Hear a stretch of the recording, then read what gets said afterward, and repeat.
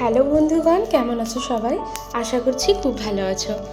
আর আগের ভিডিওটা পর্যন্ত তোমরা দেখেছিলে যে আমরা গিয়েছিলাম নেপাল থেকে বেরিয়ে পড়েছিলাম এখন।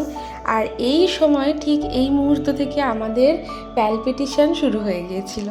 তার কারণ হচ্ছে আমরা নেপাল থেকে যখন বেরিয়ে একে তো বৃষ্টি শুরু হয়ে গেছে, মানে নেপাল বর্ডারটা ক্রস করার পরেই বৃষ্টি শুরু হয়ে গিয়েছিল। আর তার উপরে আমাদের নেটওয়ার্কটা প্রবলেম হচ্ছিল, কারণ কি আমাদের ইন্ডিয়ান নেটওয়ার্ক যে নেপাল আছে সেখানে তো ধরে না। তো সেই হিসাবে আমাদের কারোরই ফোনে নেটওয়ার্ক ছিল না। এক তো আমার ফোনে নেটওয়ার্ক একদমই ডেড, আমার বরের মোবাইলেও তাই। আর আমাদের যে ড্রাইভার দাদা ছিল তার মোবাইলেও নেটওয়ার্ক পাওয়া যাচ্ছিল না। কিন্তু সে ছিল ইন্ডিয়াতে, মানে আমরা নেপালের ভিতরে ছিলাম, সে ইন্ডিয়াতেই ছিল, কিন্তু তবুও তার নেটওয়ার্ক ধরছিল না, কারণ যেহেতু সে বর্ডারের কাছাকাছি ছিল সেই জন্য। তো আমরা তো প্রচণ্ড পরিমাণে ভয় পাচ্ছিলাম যে কি হলো, আমাদের ব্যাগপত্র সমস্ত জিনিস, টাকা পয়সা সমস্ত কিছু গাড়িতে রয়েছে, এবার কি হবে, কি করব আমরা। তো এইভাবে মানে চিন্তা করতে করতে, আর এদিকে বৃষ্টিও হচ্ছিল। এরপরে আমার বরমশাই গেল তাকে খুঁজতে, আর আমাকে একটা জায়গায় বসিয়ে রেখে আমি সেখানে একাই ছিলাম। আর এদিকে আমার মোবাইলও সুইচ অফ হয়ে গিয়েছিলো।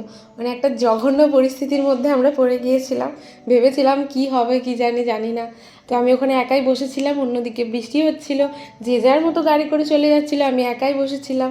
আর আমার বরমশাই প্রায় আধা ঘন্টা খোঁজাখুঁজি করে তারপরে তাকে পার্কিং লট থেকে, মানে পার্কিং লটের উপরেও না, একদম নিচে সে ছিল, সেখান থেকে তাকে খুঁজে নিয়ে এসেছে। তো তারপরে আবার কি, ওখান থেকে আমরা বেরিয়ে পড়েছিলাম গাড়ি নিয়ে।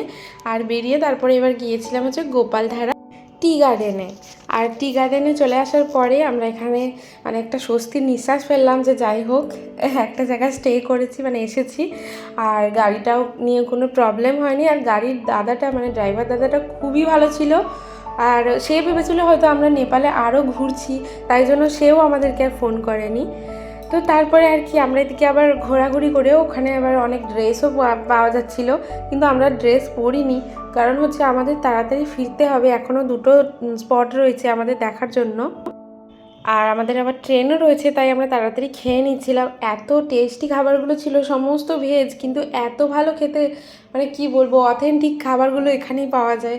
এটা কিন্তু নেপালি থালি ছিল, কিন্তু দারুণ থালিটা ছিল, আমার খুব ভালো লেগেছে। প্রথম দিন নেপালি থালি খেয়ে যেরকম একটা মনে ওদের খাবারের প্রতি একটা অন্যরকম এসেছিলো, যে না ওদের খাবার অন্যরকম, একদমই টেস্টি না, পুরোপুরি টেস্টলেস, সেটা কিন্তু আমার ভুল ধারণা ছিল। এখানে এসে যখন আমি খেলাম, খাবার পরে তো মানে আমি তো প্রেমে পড়ে গেছি নেপালি খাবারের।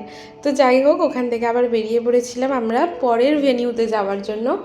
আর যেতে যেতে এই যে এই সুন্দর রাস্তাটা দিয়ে আমরা যাচ্ছিলাম। এরকম রাস্তা আমি সচরাচর এতক্ষণ যে গাড়িতে বসেছিলাম এই প্রথম দেখলাম, পুরো দুদিকে একদম সুন্দর সাজানো গোছানো। এরকমই রাস্তা দেখেছিলাম আমি হচ্ছে গ্যাংটকে যখন গিয়েছিলাম, মানে সিকিমে যখন গিয়েছিলাম তখন দেখেছিলাম। আর এই যে এখন যাচ্ছি যেখান দিয়ে, এখনও এইরকম রাস্তা দেখলাম।